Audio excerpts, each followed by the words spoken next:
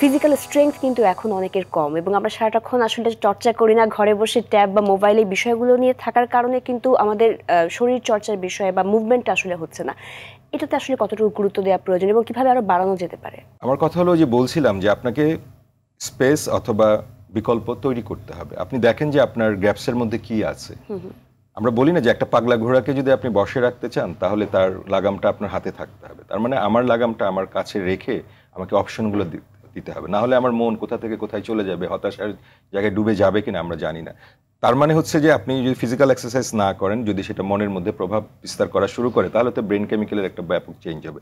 আমরা এগুলো কিন্তু এখনো যে ফেসবুক, টুইটার, আদার্স এর জন্য খুবই মানে ক্যাচি বিষয় বলে, আমি ডিপ্রেসড, হ্যাঁ আমার ভালো লাগছে না, আমার মুড সুইং করে, নানা রকম শব্দ দিয়ে আমরা কিন্তু আমাদের জায়গাটাকে আরো লিমিট করি। ফলে দেখা গেছে যদি আপনি যে বললাম যে ফিজিক্যাল মুভমেন্টের ফলে ব্রেন কেমিক্যালের অনেকগুলো চেঞ্জ হয়ে থাকে। চেঞ্জ হওয়ার ফলে হয় কি, আমার উদ্দীপনাটা আস্তে আস্তে বাড়তে থাকে। এখন আপনি যদি জীবন চলার জন্য তো আমাদের অর্থের যেমন প্রয়োজন আছে, অক্সিজেন নিব আমি বেঁচে থাকার জন্য প্রয়োজন আছে, তাহলে শারীরিক ফিটনেসটা আসলে কেন প্রয়োজন, এই প্রয়োজনটাকে বুঝি কিনা। প্রথম বিষয় হচ্ছে আপনাকে মোটিভেট হতে হবে। মোটিভেশন হওয়ার কিন্তু বেসিক কিছু প্রিন্সিপাল আছে। প্রথম কথা হচ্ছে নিডটা আপনাকে ফিল করতে হবে, এবং এটা ভিতর থেকে। কারণ গুরুজনরা বলেছেন যে যে কোনো ভালো জিনিসের শুরু কিন্তু অন্তর থেকে করতে হয়।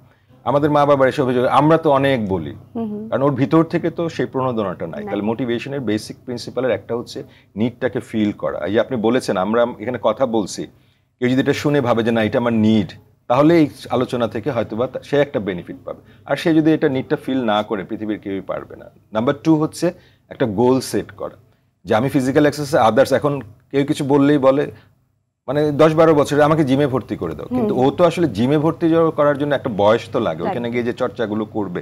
ওকে যদি বলে চলে হাঁটতে যায়, না হাঁটতে যাব না, কিন্তু আবার জিমে যাবে। কারণ এই যে মানসিকতাটা তৈরি হয়, এটা কোনো না কোনোভাবে একটা লার্নিং প্রসেস থেকে হয়। আমাদের এই জায়গাটা ভাঙতে হবে, বয়সোপযোগী আমাদেরকে সেই জায়গাটা তৈরি করতে। অনেকে বলে যে আমার অনেকে বলে এমন চাকরি নিচ্ছি মরে যাওয়ারও সময় নাই। বাট আপনি মরে যাবেন এটা তো ন্যাচারাল, কিন্তু তার আগে তো আমাকে বাঁচতে হবে। মরার আগে প্রতিদিন তো মরলে চলবে না। আপনি মনে করেন অফিস থেকে যাচ্ছেন আসতেছেন, এত জামিয়ে বলবে হাঁটার পরিবেশ না, কিন্তু আপনাকে বের করে নিতে হবে যে আমি ওই আয়টাতে একটু হেঁটে নেই।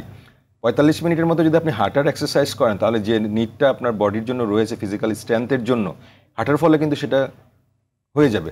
অনেকে সারাক্ষণ মোবাইল দেখছে, আপনি একটা ভিডিও একটু মিউজিক্যাল ছেড়ে দিয়ে আপনি ঘরের মধ্যে হাত পা ছোড়াছুড়ি করেন, ফ্রি হ্যান্ড এক্সারসাইজ করে না, কেন আপনাকে জিমে যেতে হবে?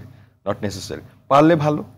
তাহলে এইটা হচ্ছে গোল সেট করা। তাহলে আমি কিন্তু বললাম নিডটা ফিল করলাম, গোলটা সেট করলাম, এরপরে বসে থাকলে কিন্তু হবে না। এই যে আচরণের পরিবর্তন মানে অ্যাকশনটাকে, there is no action no result.